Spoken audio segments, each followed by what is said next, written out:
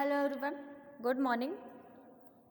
अपन बात कर रहे थे अनिश्चितता सिद्धांत अनसर्टेनिटी प्रिंसिपल की एप्लीकेशंस निकाल रहे थे। ठीक है, कल अपन ने 2 एप्लीकेशंस पढ़ ली थी। आज अपन स्टार्ट करने जा रहे हैं थर्ड एप्लीकेशंस।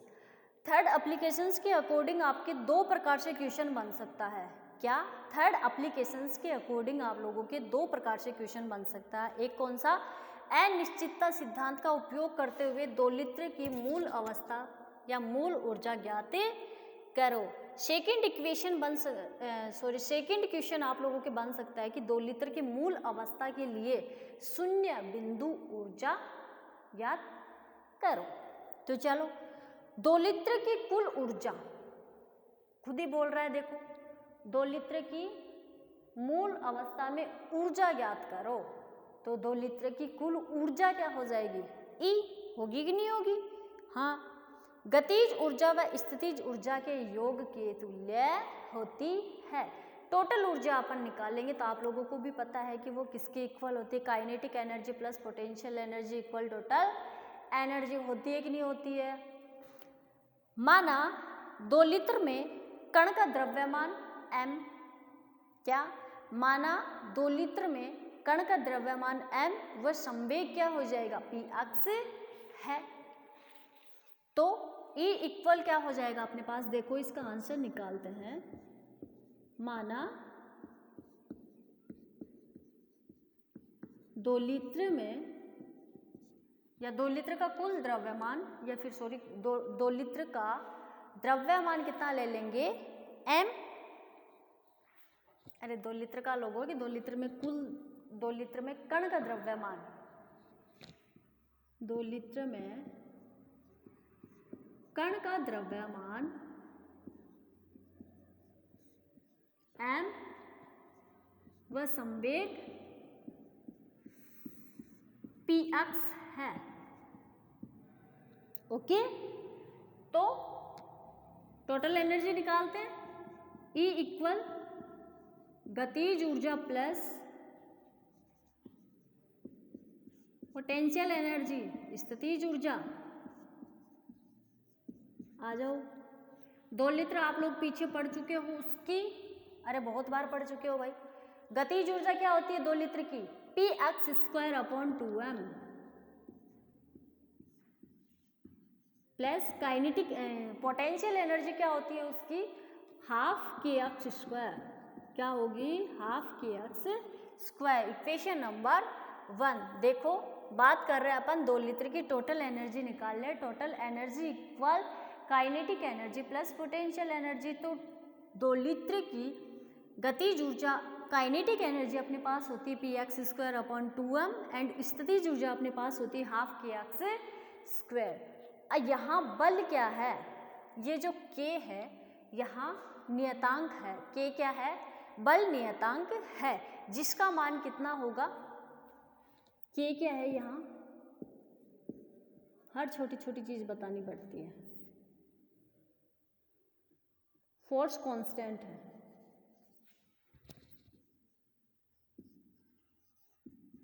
k का मान क्या हो जाएगा? m omega naught square. याद रखना, आगे काम आएगा। ठीक है, यहां स्थिति में अनिश्चितता डेल x, क्या स्थिति में अनिश्चितता डेल x, संवेग में डेल px है, तो वो ही अनसर्टेनिटी प्रिंसिपल। समीकरण 1 में क्या कर देंगे अपन? किसका मान रख देंगे भाई?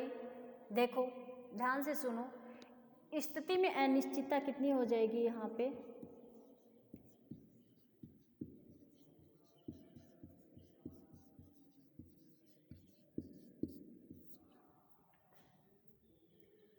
स्थिति यही तो है, स्थिति में तो अनिश्चितता है, डेल x है।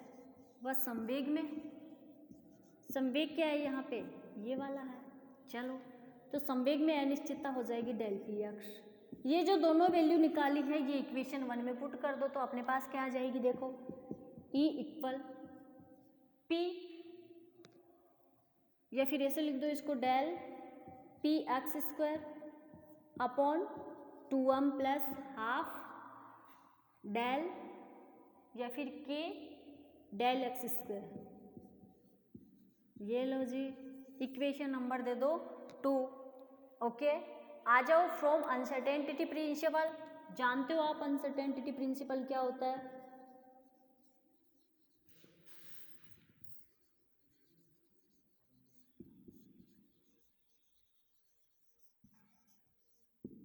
Del x del p x greater than equal half cut by 2, यही होता है। तो चलो फिर यहाँ से क्या निकालना है? अनिश्चितता न्यूनतम ले लो। अनिश्चितता न्यूनतम हो तो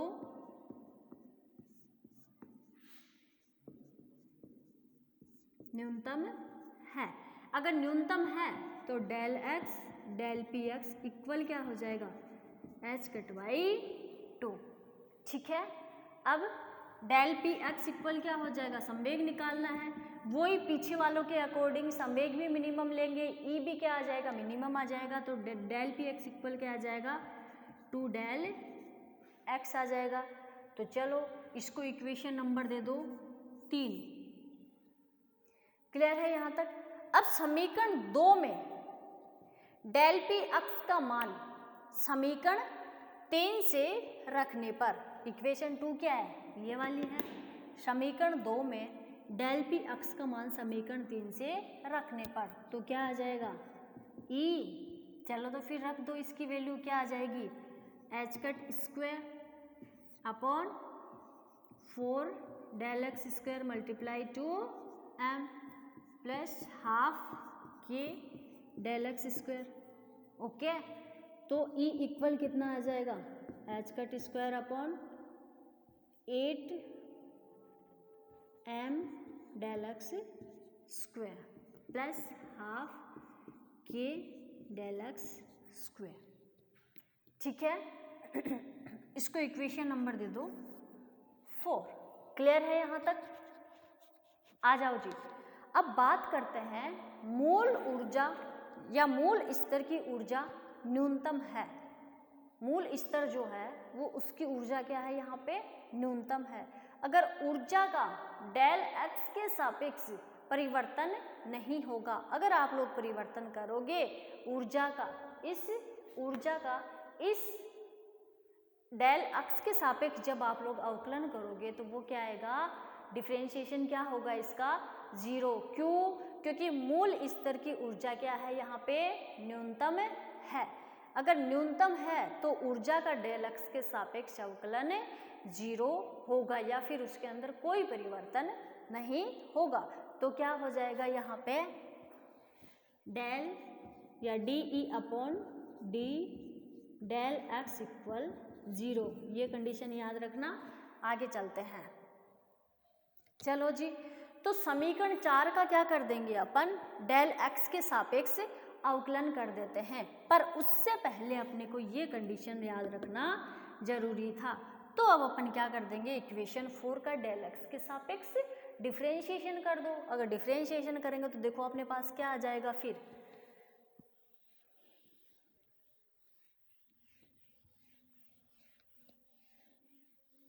चलो जी, डी ई अपॉन, हाँ ये याद रखना, ये कंडीशन लगा के करो, d E upon d del x equal 0। तो d upon d del x equal क्या आ जाएगा? इस ई की वैल्यू रख दो यहाँ पे। तो क्या होगा अपने पास? देखो h cut square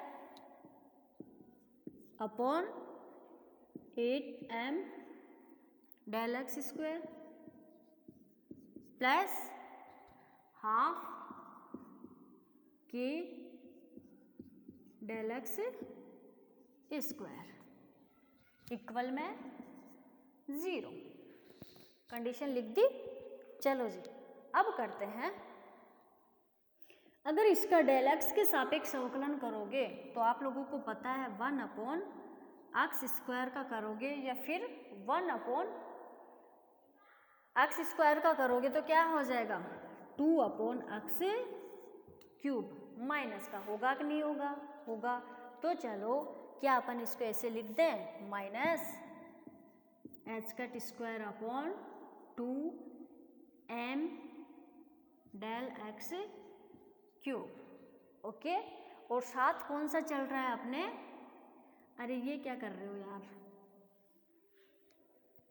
minus 2h cut square 8m del x cube. ठीक है, यही आएगा। ओके जी, plus half 2k del x. ठीक है, तो चलो इक्वल में क्या है, 0, कट कर दो, क्या आ जाएगा, minus h cut square 4m del x cube. इसको इक्वल में कर दो, 2 से 2 क्या हो जाएगा, कैंसिल हो जाएगा, तो अपने पास क्या बच जाएगा, क्या, डेल एक्स, माइनस से माइनस चला गया, अब क्या हो जाएगा, डेल एक्स क्यूब ये है और डेल एक्स ये है, तो क्या हो जाएगा, डेल एक्स की पावर 4 इक्वल अपने पास क्या आ जाएगा, H cut square upon 4m और ये के 4m के, ये लो जी। अब के इक्वल आप लोग जानते हो, मैंने पीछे अंडरलाइन भी किया था, m ओमेगा नॉट स्क्वायर, जानते हो कि नहीं जानते हो। अब यहाँ पे इसकी वैल्यू इस इक्वेशन के अंदर पुट करो, तो चलो पुट करते हैं, क्या आ जाएगा, डेल x की power 4 h cut square upon 4m square कर दो m ओमेगा नॉट की पावर स्क्वायर। ठीक है, हाँ जी। अब देखो या क्या मैं ऐसे लिख सकती हूँ इसको, डेल एक्स स्क्वायर, 2 बच गए, 2 यहाँ पे लिख दिया, 2 बच गया। अगर 2 में इसका यहाँ पे अंडरूट लगा दूँ, रूट लगा दूँ, तो क्या है, कुछ नहीं है, ये लो। ठीक है, अब इसको अपन बाहर ले आते हैं, तो क्या बच जाएगा, H cut upon 2m omega naught. निकल के आएगा कि नहीं निकल के आएगी, ये वैल्यू डेल एक्स स्क्वायर की निकल के आएगी। जैसे कि आप लोग जानते हो, आपकी गणित बहुत तेज है। इसको इक्वेशन नंबर कितना दे दो, 5 दे दो।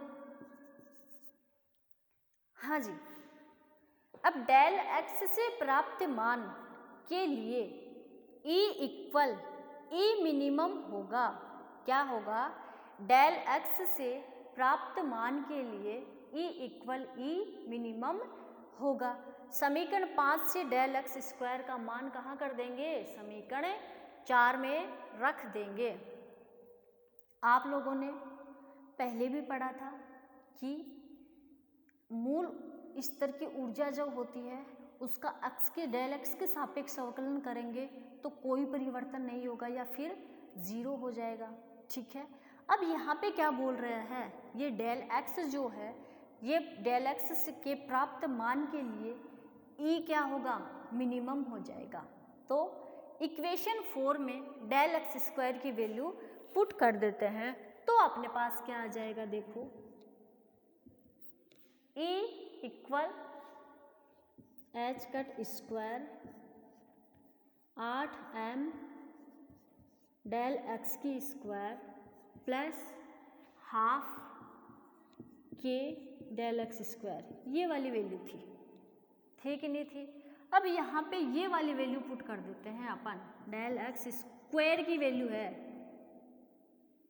एच कट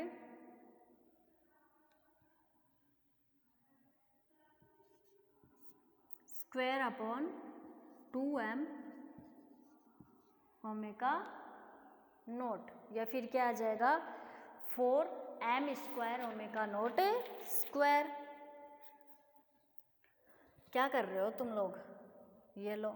अब ये वाली वैल्यू यहाँ पे पुट कर दो, तो अपना क्या आ जाएगा, मिनिमम में चेंज हो जाएगा। जब अपन डेल एक्स की वैल्यू यहाँ पे पुट कर देंगे तो क्या हो जाएगा, H square upon 8m, 2m omega naught को ऊपर ले जाओ तो क्या बच जाएगा, फिर लिख दो एक बार ऐसे ही, देखो h cut upon 2m omega naught square है, चलो ठीक है, हाफ के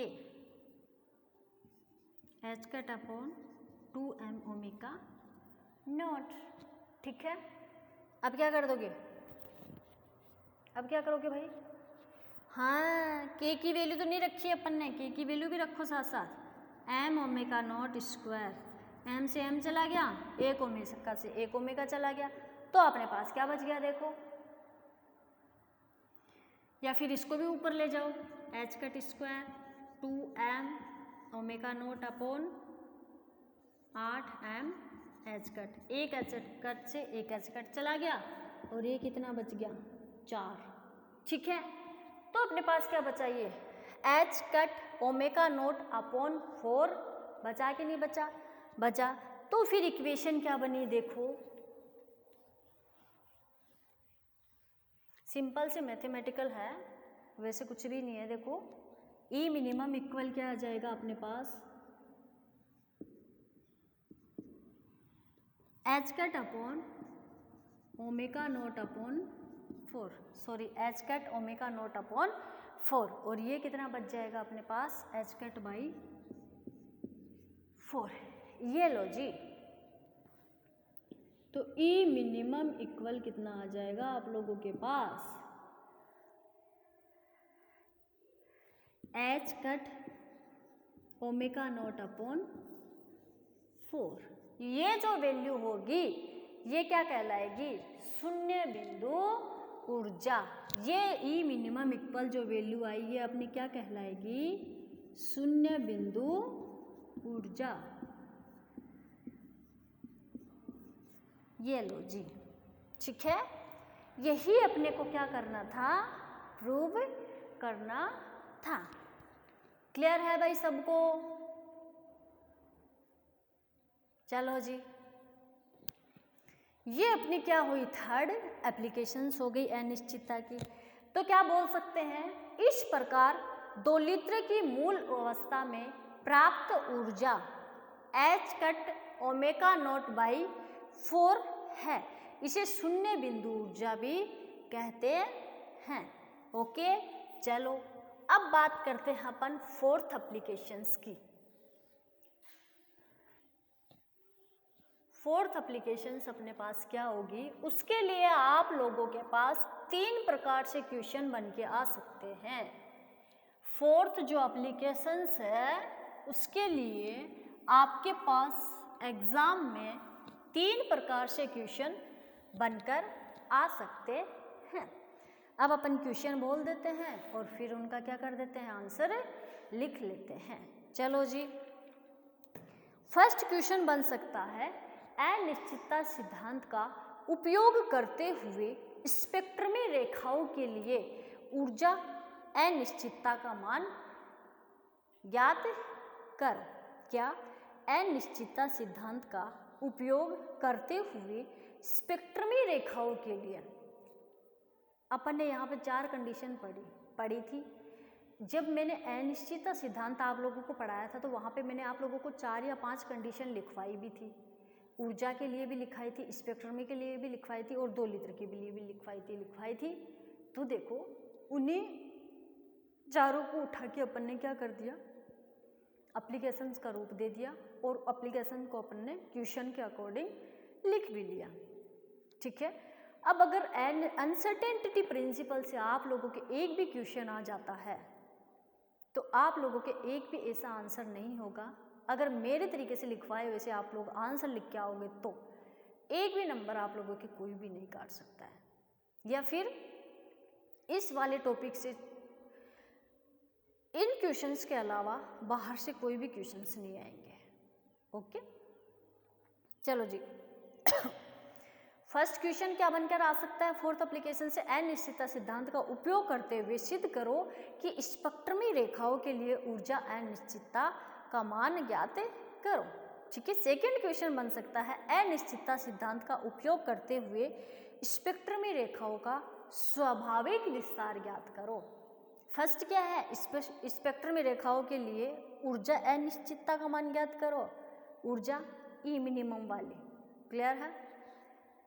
सेकंड बोल रहा है स्पेक्ट्रमी रेखाओं का स्वाभाविक विस्तार ज्ञात करो। थर्ड बोल रहा है स्पेक्ट्रमी रेखाओं की चौड़ाई ज्ञात करो। अब यहाँ पे अपने को तीन चीजें निकालनी है, ई मिनिमम और चौड़ाई और स्वाभाविक विस्तार। तो देखो, जब परमाणु में इलेक्ट्रॉन क्या हो जाएगा, जब परमाणु में इलेक्ट्रॉन मूल ऊर्जा स्तर से या फिर मूल ऊर्जा स्तर से उच्च ऊर्जा स्तर में जाता है या फिर संक्रमण करता है, तो वह उच्च ऊर्जा स्तर में 10⁻⁸ सेकंड समय तक रुकता है। ये चीज मैंने आपको शायद पीछे वाली क्लास में भी बताई थी, 2 या 3 दिन पहले जो क्लास ली थी उसमें, ठीक है। इस समय को इलेक्ट्रॉन का आयु काल कहते हैं। इसी आयु काल को इलेक्ट्रॉन के लिए समय अनिश्चितता डेल टी कहा जाता है। क्या कहा जाता है, ध्यान से सुनना, डेल टी कहा जाता है। इसके कारण उच्च ऊर्जा स्तर में इलेक्ट्रॉन की ऊर्जा में अनिश्चितता, उच्च ऊर्जा स्तर में ई, उच्च ऊर्जा स्तर में इलेक्ट्रॉन की ऊर्जा में अनिश्चितता डेल ई, क्या हो जाएगा, डेल ई। एक तो टाइम में अनिश्चितता हो गई डेल टी और एक ऊर्जा में अनिश्चितता हो गई डेल टी, पर दोनों है किसकी, इलेक्ट्रॉन की ही है। तो इलेक्ट्रॉन की टाइम में अनिश्चितता क्या हो गई, डेल टी, और इलेक्ट्रॉन की ऊर्जा में अनिश्चितता क्या हो गई, डेल ई। क्लियर है। अब अपन बात करते हैं ऊर्जा व समय के अनिश्चितता सिद्धांत से।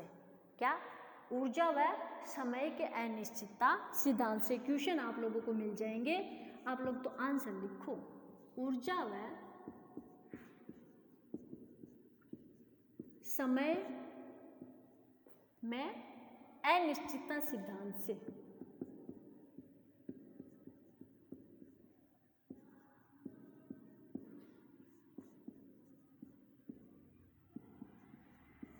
ये लो जी, दो चीजें मैं आप लोगों को बताए थे अभी अपन, ऊर्जा डेल ई, समय डेल टी, ठीक है। तो क्या हो जाएगा, ऊर्जा डेल ई, समय डेल टी, अनिश्चितता सिद्धांत से। क्लियर है।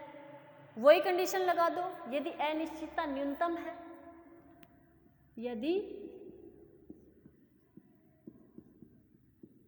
अनिश्चितता न्यूनतम है, न्यूनतम है तो इक्वल में हो जाएगी, बाकी क्या होगा, del E del t equal h cut by two, ठीक है। तीनों कंडीशन में यहाँ तक तो सेम सेम पढ़ते आ रहे हैं। हाँ, कंडीशन यहाँ पे आके चेंज हो रही है, बाकी कुछ भी नहीं है। देखो तो डेल ई इक्वल क्या हो जाएगा, H cut by two del E, ये लो, हाँ जी, ओके जी। अब डेल टी इक्वल आप लोगों को स्टार्टिंग में बोला था आयुकाल कितने समय तक रहता है, 10⁻⁸ सेकेंड, 10⁻⁸ सेकेंड तक रहता है। पता है यहाँ पे आप लोगों को डेल टी, तो फिर लिख दो डेल ई इक्वल, अरे यार ये लो, ठीक है। तो डेल ई इक्वल कितना आ जाएगा, एच कट अपॉन 2 मल्टीप्लाई 10⁻⁸। हाँ जी। अब यहाँ पे एच कट की वैल्यू भी रख दो, 1.054 10⁻34 होती है कि 1 होती है, अरे 4 ही होती है, 2 10⁻8। ओके जी। जैसे कि आप लोग जानते हो आपकी गणित बहुत तेज है, तो इसको सोल्व करोगे तो अपने पास क्या आ जाएगी वैल्यू, क्या आएगी, 5.27 10⁻27। ये लो जी, ये अपना क्या आ गया, डेल ई आ गया। अब इस जूल को क्या कर दोगे, इलेक्ट्रॉन वोल्ट में चेंज कर दो। इलेक्ट्रॉन वोल्ट में चेंज करोगे तो अपॉन 1.6 10⁻⁹ का भाग दे दो, del E equal 5.27 1.27 multiply 10 to power minus 27 upon 1.6 10 to power minus 19 electron volt. जैसा कि आप लोग जानते हो आपकी गणित बहुत तेज है, तो डेल ई इक्वल आप लोगों के पास क्या आ जाएगा 3.3 multiply 10 to power minus 8 electron volt. ये लो जी, ठीक। अब अपन क्या करेंगे इसके अंदर, ये अपन ने निकाली ऊर्जा, ठीक। जब इलेक्ट्रॉन उच्च ऊर्जा स्तर से मूल ऊर्जा स्तर में संक्रमण करता है, पहले तो अपन ने क्या किया था, इलेक्ट्रॉन मूल ऊर्जा स्तर से उच्च ऊर्जा स्तर में संक्रमण करता था। अब अपन इसका उल्टा कर देंगे कि जब इलेक्ट्रॉन उच्च ऊर्जा स्तर से मूल ऊर्जा स्तर में संक्रमण करता है तो एक निश्चित आवृत्ति का फोटोन उत्सर्जित होता है। निश्चित आवृत्ति का फोटोन, आवृत्ति न्यू, आवृत्ति का फोटोन उत्सर्जित होता है। यहाँ ऊर्जा में अनिश्चितता के कारण फोटोन की आवृत्ति में भी क्या होगी, अनिश्चितता होगी। ऊर्जा में अनिश्चितता डेल ई। बोल क्या रही है अगली कि ऊर्जा में अनिश्चितता के होने के साथ साथ आवृत्ति में भी अनिश्चितता होगी। आवृत्ति न्यू है तो उसकी आवृत्ति में अनिश्चितता क्या हो जाएगी, डेल न्यू। तो बात क्या हो जाएगा, या फिर वो फॉर्मूला कैसे बन जाएगा, फोटोन की ऊर्जा में अनिश्चितता डेल ई व आवृत्ति में अनिश्चितता डेल न्यू। तो डेल ये क्या है, आप लोगों को पता है फोटोन का फॉर्मूला क्या होता है, E इक्वल एच न्यू होता है, ठीक है। ऊर्जा का फॉर्मूला क्या होता है फोटोन के अंदर, E इक्वल एच न्यू होता है, पीछे पढ़ चुके हो आप लोग।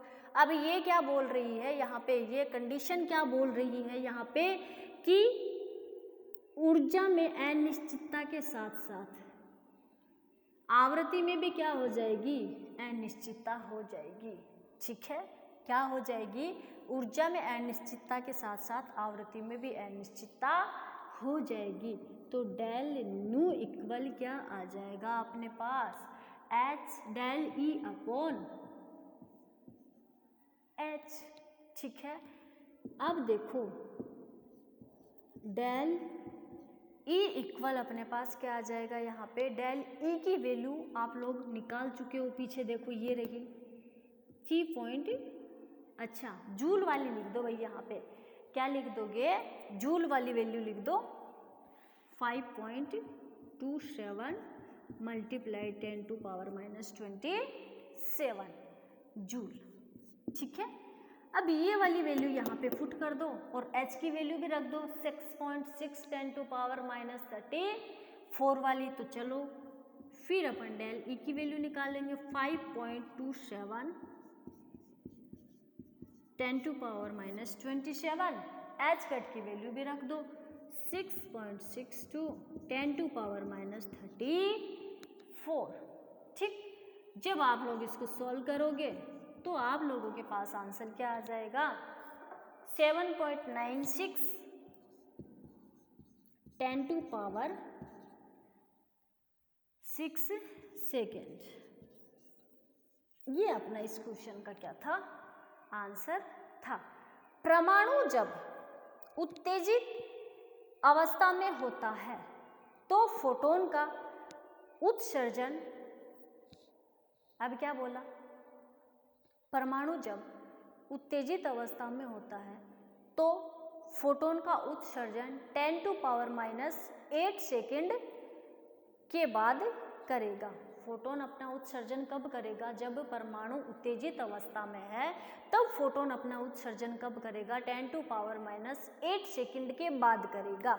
इस फोटोन की आवृत्ति क्या हो जाएगी, न्यू माइनस डेल न्यू से nu plus del nu. Condition क्या है, देखो क्या बोल रही है, परमाणु जब उत्तेजित अवस्था में रहता है तो फोटोन अपना उत्सर्जन कब करता है, इलेक्ट्रॉन के या फिर 10 की पावर माइनस 8 सेकेंड के बाद करता है। जब इस कंडीशन पर जब वो अपना उत्सर्जन करने लगता है तो फोटोन की आवृत्ति क्या होती रहती है, कभी बढ़ती है कभी घटती है। क्या होती है, कभी बढ़ती है और कभी घटने लग जाती है। तो इसको आप क्या बोल दोगे, न्यू माइनस डेल न्यू से न्यू प्लस डेल न्यू होगी। ठीक है, ये अपना क्या था, यहाँ पे अनिश्चितता का सिद्धांत की एप्लीकेशंस कंप्लीट होती है। क्लियर है भाई? अगर अभी भी इसके अंदर किसी को कोई दिक्कत हो तो आप लोग पूछ सकते हो, कोई झिझक नहीं रखना। ठीक है, चलो जी, नेक्स्ट बात करते हैं अपन अपने नेक्स्ट क्लास में। Thank you.